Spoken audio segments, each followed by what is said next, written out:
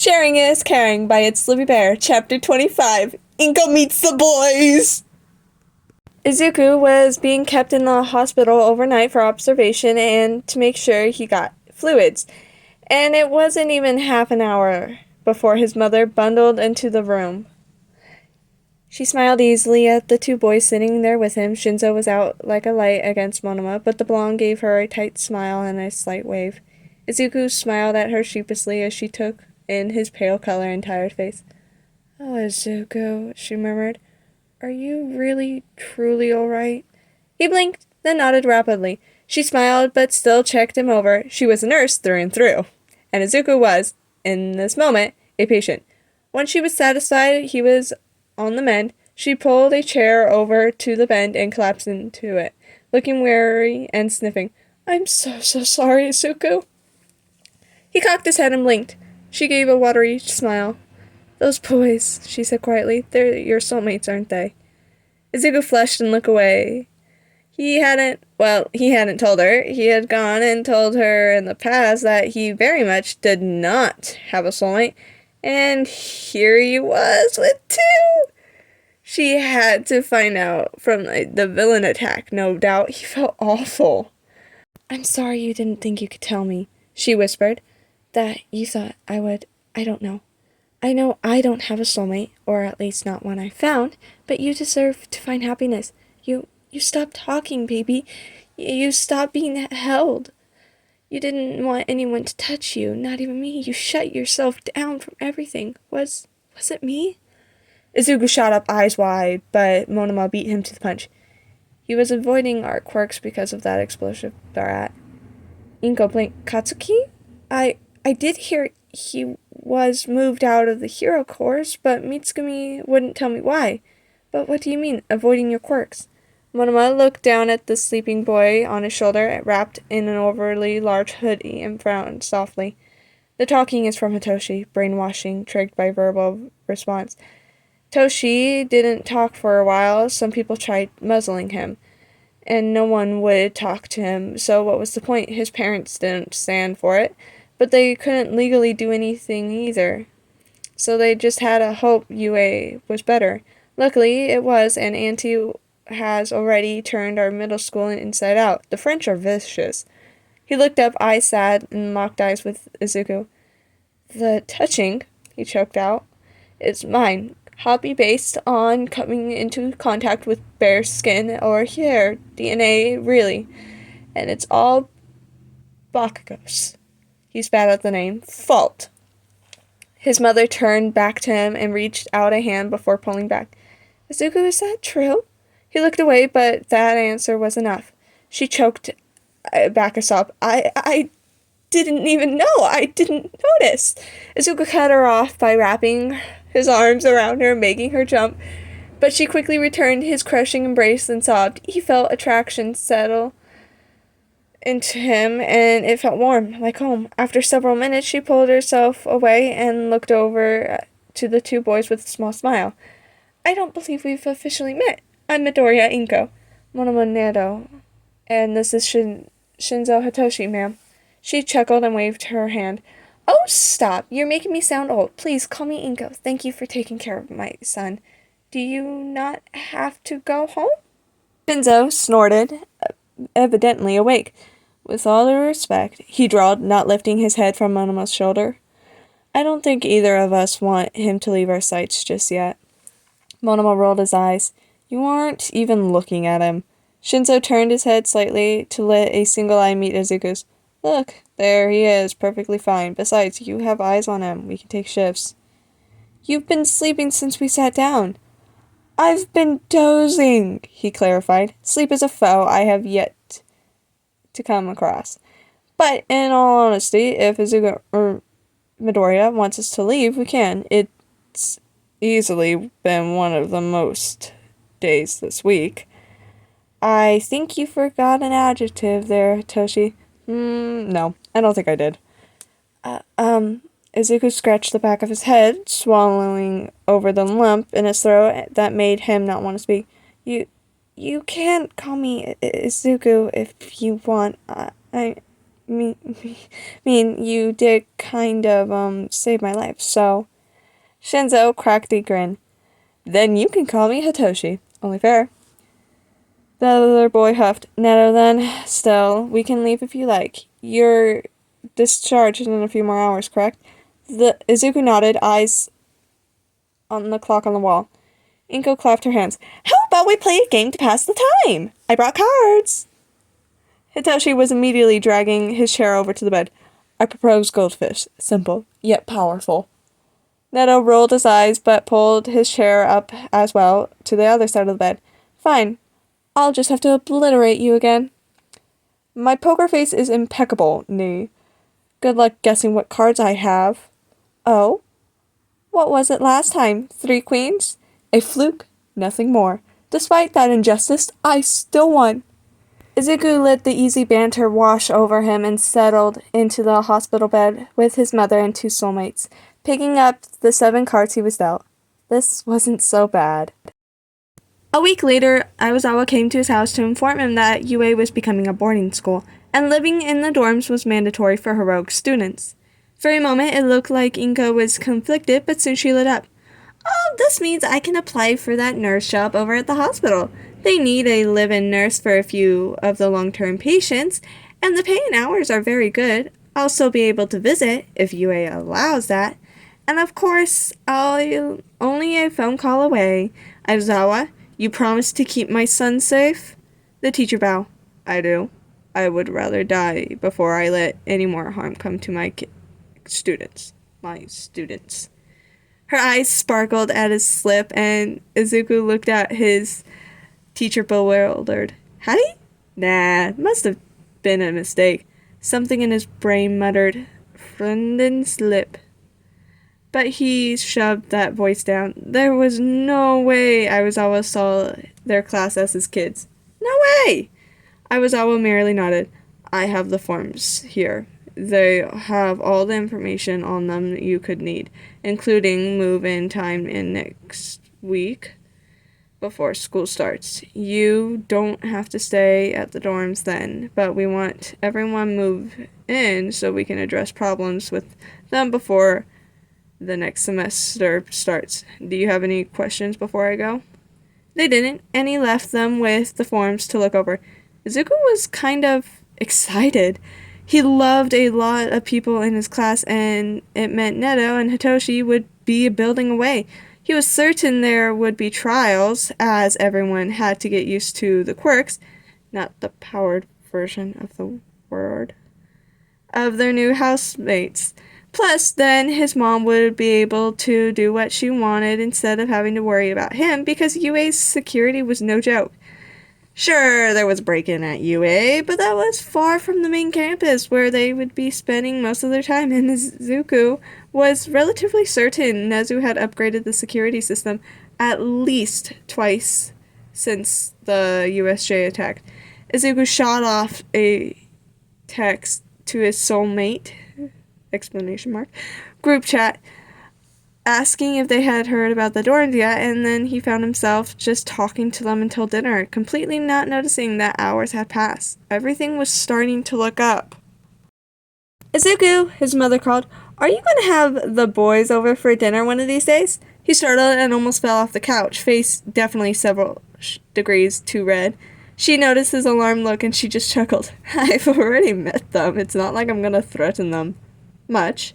She burst into giggles at his imprinted face, but when she calmed down, she waved her hand.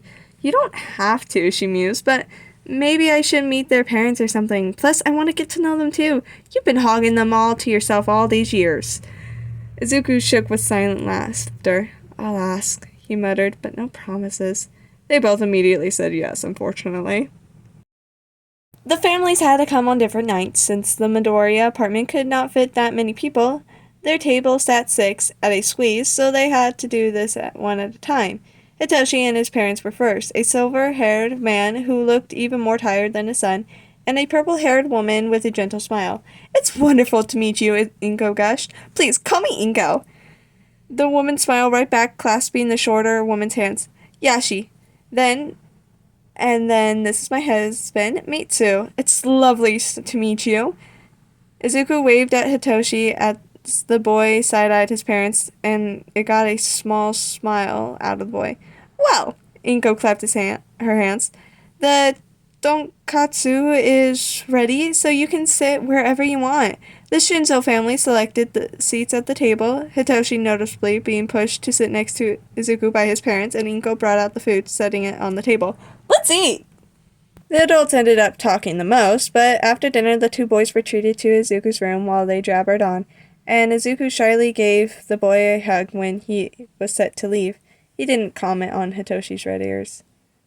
The Monomas were, well, a bit different than the Shinzos. For one, Ioma and his mother came with them, and Neto just deadpanned at his father, cousin, and aunt as they overwhelmed Inko with their love. Their world went through her home, gushing over things, and she weakly nodded when his aunt switched to French in her excitement. I regret this, Neto said dryly, but my father and sister live together, so you get either all of us or none of us. Ugh, sorry. Izuku smiled. It's okay, he muttered. Plus, Ioma is my classmate, and he's nice, if a little bit eccentric. The tall, blonde French woman eventually introduced herself as Brilla, and apparently his mother recognized the name as a model from over a decade ago. You still look so good, Inko gushed. Certainly not like you had a child. Oh my, I cannot believe you're in my house and I'm dressed like this. Her laughter rang out like bells, and she smiled, cupping Inko's cheek. None, my dear, you look lovely. You are too kind to me. Please, let us exchange numbers before Neto forces us to leave. I would love to be your friend. His brother sighed. Bray, you cannot simply assault the woman in her own home with demands of friendship. She pouted. Pues, so rude. Él es adorable. Comment je ne pas simplemente le corrige? Neto coughed poignantly, and she huffed with a smile, seeming acquiescing. Inko's sputtered face bright red and flustered. Shall we eat? I tried making a French noodle dish. It's a garlic cream sauce, I think. I hope it's good. Ioma Brilla lit up when she saw it. It is the cuisine Neto. Se vos ne vos moris best en cette familia Jesus plus Stella Perry. Okay. Neto closed his eyes as red crept up his cheeks, and he looked like he was contemplating murdering his family, as well as the three started laughing. The two Midoriyas exchanged confused glances, but the food was very good, so maybe it was just something about that? Izuku thought, taking a bite. He'd be willing to try more French food. This was really good. He looked up to see Ioma wink at him, and Izuku blinked in confusion. Weird. Izuku had to convince his mom that he wanted to stay at the dorms for the week before school, but eventually she gave him a big smile, a hug, and told him to check his email for the recipe book she sent him to show everyone that Midoriya skill. Izuku was pretty sure that it was an Inko skill, but he was certain that someone could cook and would be willing to follow the recipes on his behalf. If nothing else, it sounded like a cute date to try cooking. Wait, why was he thinking of dates? He flushed deeply red, flopping onto his newly made bed and burying his face in his pillow. He breathed in the scent of the laundry detergent his mom always used, and slowly his heart slowed to a normal rate. His phone buzzed, and he opened the notification to see Neto had messaged him. We're outside. Let us in. Izuku wasted no time dashing downstairs, ducking around people until he skidded in the front of the door, wrenching it open. He barely had time to see the two of them before Neto was pulling him into the common room and sitting him down on the couch, taking up the seat beside him as a weight settled on his lap and Hitoshi took his other side. Oh no, Hitoshi drawled. Due to the accident laws, since you have a cat on you, you can't move. Darn.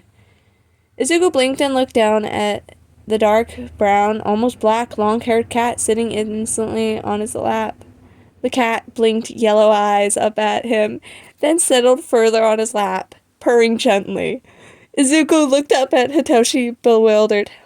Since you're stuck on the couch, and we're not going to abandon you, Neto hummed, draping an arm across the back of the couch.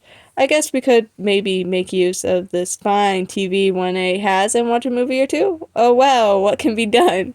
Izuku looked between them as Neto fiddled with the remote and pulled up Netflix. Hell yeah! The dorms had a Roku to put on a movie. Her name is Pepper, Hitoshi muttered, leaning in slightly. She likes to be pet if you want to pet her. Izuku threaded his fingers through her soft fur, and Pepper's rumbling purr grew deeper, settling something inside of him, and he smiled. Well, due to the ancient laws, he couldn't move.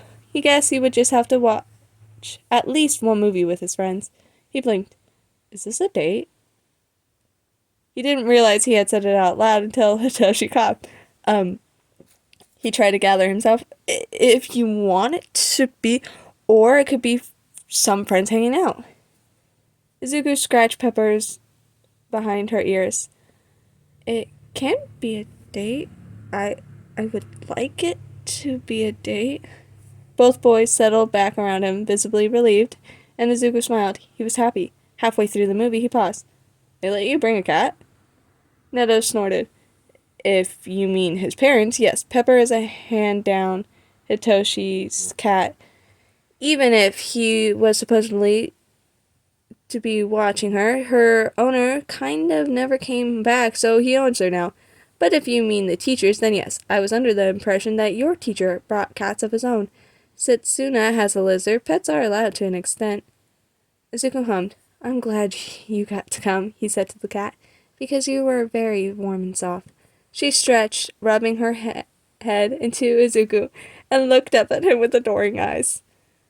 I thought you said she was Satoshi's cat. They both blinked. Yeah, she's mine. He narrowed his eyes. Why? He grinned up at the boy. From where I'm sitting, she sure looks like my cat. Nana snorted as Hitoshi recoiled in fake shock. Pepper! You betrayer! I thought you loved me! She just closed her eyes and purred under Izuku's ministrations. Hitoshi sighed. That's okay, he muttered, almost too faint for Izuku to hear. I like him too. Izuku felt the blush dust his cheeks, but dutifully ignored it and focused back on the movie. It was warm. Since you're still here, you gotta hear my fangirl moment real fast. Oh my god! They're on a date! There's a cat! Also, before I forget, what got Neto so upset, note the air quotations, was the fact that his aunt had said that Inko can cook. If he doesn't marry into this family, she will. So no matter what, one of the Monomas are marrying into... are marrying into the Midoriyas. So, he better step up his game. Anyway, bye!